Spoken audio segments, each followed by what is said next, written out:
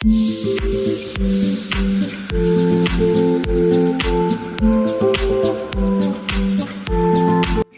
what's up? Welcome back to my channel. My name is Dorin and I am so excited to have you here. I am doing a little bit of a different video today. I tend to do this more on my blog where I try to inspire people to be the best versions of themselves. But I thought, why not bring this into life and film a video about it? And this is going to be hopefully a new segment on my channel where I talk about self-improvement and different things that you can do to really better yourself and your inner peace and overall mental health. And today's topic, as you can probably tell by the title, is going to be letting go of negativity and finding the positivity within you. You know, I feel like everyone goes through bumps along the road throughout this journey we call life. And I hate to be cheesy about it, but sometimes you just need to hear someone else who's also going through the same thing, or just a few tips and advice that may help you improve your outlook on things. And so I'm here, I'm on my bed, and I'm taking it easy. It's been quite a long day. The sun is setting, so I really want to film this before it gets too dark. And I'm going to be sharing with you 5 tips that I have learned so far on my journey and how I stay positive and how I personally let go of negativity. And yeah, here we go. Tip number 1 is a little bit of a classic. I'm sure you've heard this one before, but it just has to be said, and it has to be the first thing that is being said, which is when you're trying to get rid of negativity in your life, you have to sincerely get rid of all of the outlets that may be causing it. Now, it could be friends, it could be social media, it could be things like Facebook or Instagram, Twitter, Snapchat, whatever it may be. It could be, you know, certain places that you have to go to due to your job. It could be the job itself, it could be family, it could literally be anything. So first things first, you want to figure out what is causing the negativity in your life. Maybe you're insecure about something, maybe it's a personal matter. The first thing is to find out what is causing this, you know, negativity so that you can tackle it. And what I always say is once you find out, or once you figure out what is causing this negativity, you've already come halfway, if not almost more than halfway, because then you can eliminate it. And I'm someone who's been all for, you know, eliminating the negativity in your life. And, you know, it's something that I've done for quite a while, even at a younger age. I remember, so I first got Facebook when I was in grade 7. And I remember that around second year of university, I actually got rid of Facebook for 2 years. I only got it back in senior year because at the time, I was finding Facebook to be very negative. I was comparing myself to everyone on Facebook. I was spending too much time on it, and that made me feel lazy and unproductive, which brought negative feelings into my life. And I just wasn't enjoying it. And I realized that back then, the negativity in my life was coming from Facebook. So I actually got rid of it for 2 years. And then when I felt like, I was ready to get back on it for several different reasons, then I allowed myself to get back on it. And same thing with friends. You know, sometimes you outgrow friends. Sometimes you feel like, you know, not all friends that you stop being friends with are friends that were necessarily negative. But if you feel like you have friends or a family member or someone that is, or something that is causing the negativity, don't be afraid to let it go or take a break or have some space for yourself. So at the end of the day, you really should not be afraid to take that first step and to eliminate whatever is causing you anxiety or stress or all these things that can bring on negativity into your life. And tip number 2 for you is to train your mind. And essentially, when it comes to self-improvement, it all comes down to training your mind. Many of us go to the gym and we train our bodies to be, you know, physically stronger and to look better and whatnot. And we eat healthy and we do all these things to nourish our body. But a lot of us do not nourish and do not train and do not take care of our minds. And negativity is something that unfortunately sometimes does take over our lives. Here we go, the sun is setting.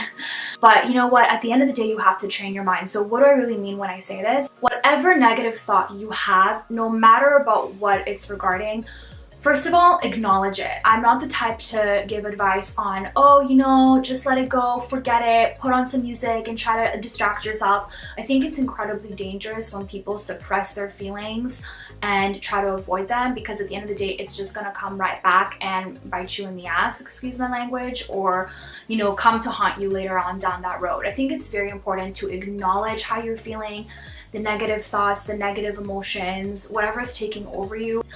But after you've acknowledged it, it's important to say, okay, what is a positive way of looking at this? So essentially the way to train your mind is really to take the negativity and flip it around. So I'll give you an example, and this is something that I've learned from a life coach. Let's say you're afraid of getting into a relationship because you're afraid that the person's going to leave you, or that you're going to get hurt, or you're afraid of commitment, whatever it is. So the way to flip that thought around is every time that thought comes into your head, you say to yourself the good things about being in a relationship. So you say something like, being in an intimate relationship allows me to practice connection and companionship and love and trust, which are important things in life. And so every time that negative thought creeps around, whatever negative thought may be consuming you, acknowledge it. Say to yourself, it's okay to feel this way, but I'm going to think of this in a positive way, and I'm going to flip this thought around. And once you've decided what the counter argument or thought that you're going to tell yourself is, the positive one, that's what you have to keep on repeating every time that negative thought creeps around. And you will see that eventually, not only will it calm you down, but you will over time train your mind to really think positively about that specific topic. And slowly but surely, you'll even train your mind to think positively in general. My tip number 3 is something that has actually really been a huge help in my life in the past year. It's something that I always thought was kind of, cheesy or overhyped. And it's really just the whole notion of meditation. And there's different ways to meditate. Some people like to listen to music, cross their legs, just really focus, close their eyes, breathe in and out, and forget their troubles and try to think positive thoughts, which is a great way, I guess the classic way even, to meditate.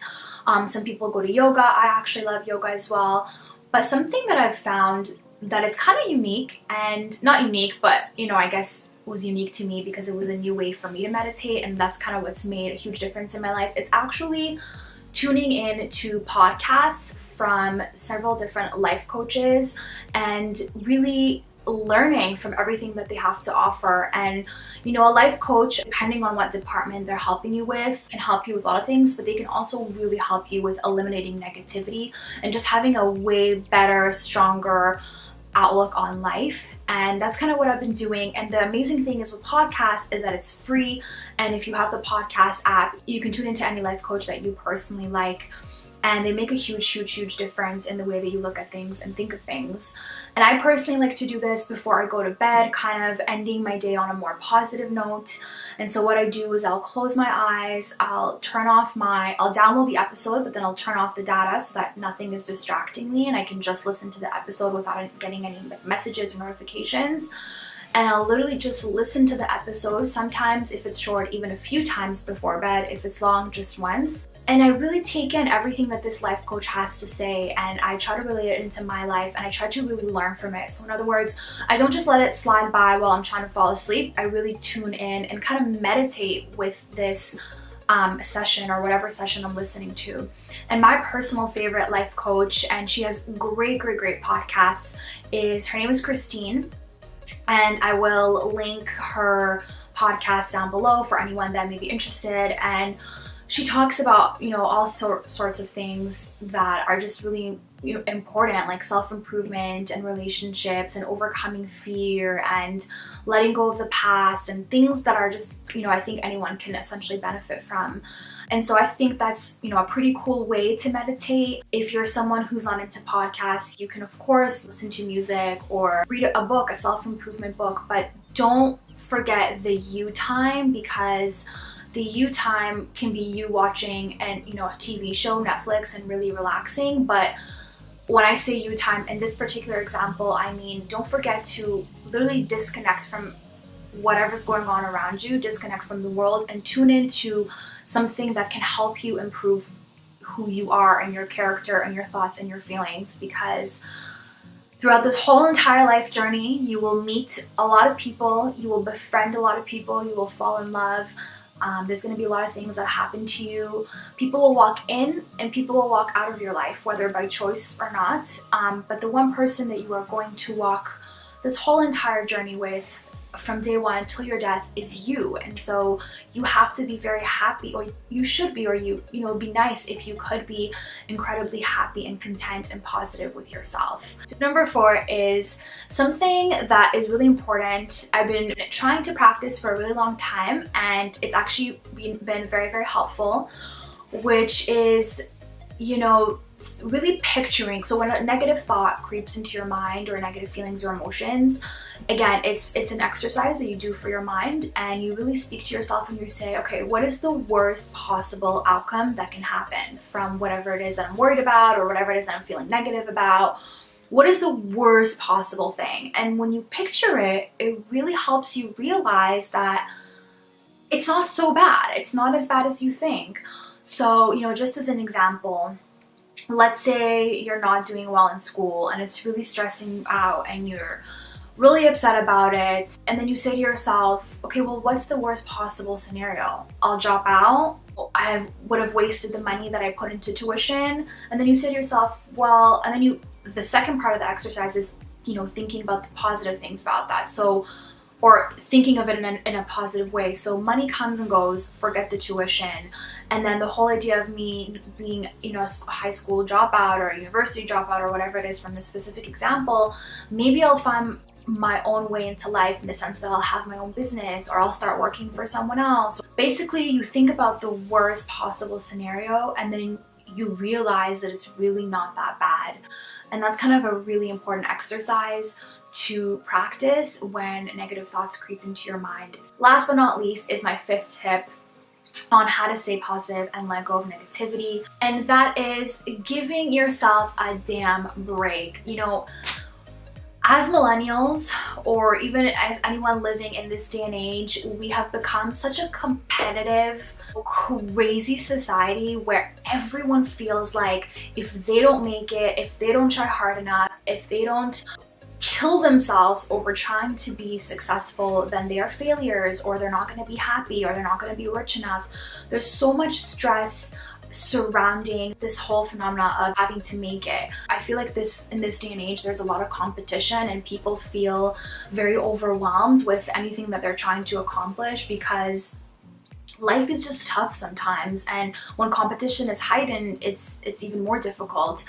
And so tip number 5 that I've taught myself, and it's something that's really helped me with letting go of negativity, is to really just give yourself a break. Realize and tune in into your inner self and tell yourself, you know what? It's okay to take a break. It's okay for me to take a day off, sit in bed all day, watch Netflix and eat cookies, or, you know, maybe you like to spend your day outdoors on a nature walk. I don't know, but I find that a lot of times, especially nowadays, like I talk to friends and family and acquaintances and colleagues, and I find that everyone is getting into negative vibes because they're just too stressed and too overwhelmed, and they feel overworked, and they feel like, you know, sometimes life gets the best of who they are.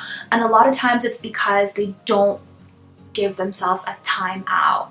And I can't stress, you know, to you enough how important that is. I personally, one day during the week, I actually turn off my phone, my computer. I literally just spend the day relaxing with friends and family, going on walks, and really just disconnecting from the world. And it's helped me so much to really take this time out just for myself, and to realize that I have to give myself a break. And it's okay if I'm not number one in whatever it is that I'm doing. It doesn't mean that I'm slacking. It doesn't mean that I'm not hustling. It doesn't mean that I'm not going to continue trying to be whatever it is that I want to be. And it doesn't mean that I'm not going to pursue these things. It just means that you have to give yourself a break sometimes and realize that things take time. So yeah, tip number 5 is to really just give yourself a timeout, and not to be difficult or harsh on yourself, because a lot of times that is one of the most crucial factors as to why we tend to become negative. So that is it. These were my 5 tips on how to stay positive and how to let go of your negativity.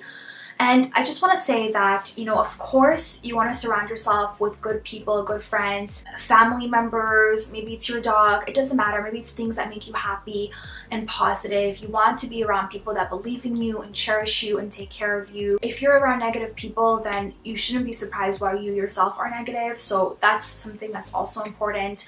And then just to throw it out there, sometimes no matter how hard we try and how much we may follow certain tips and tricks, sometimes we just wake up in a bad mood or tired or feeling a little bit negative, and sometimes it's the weather, you know. So that kind of goes back into my 5th tip, which is giving yourself a break and knowing that some days are going to be sweet and some days are going to be bitter, and that's just a part of life. But again, think of it in a positive way, which is even when you have bad days, good ones are about to follow. That is it from me to you today. I hope you spread your love and spread your light. Stay positive. I hope you enjoyed this. Don't forget to leave me a comment, and whoever else is watching this, letting us know how you personally stay positive. And if you want to see more videos like these, don't forget to give this a thumbs up. Thank you so much. And if you like this video, or if you like me, please make sure to subscribe for future content. Have an amazing day or night. Much love.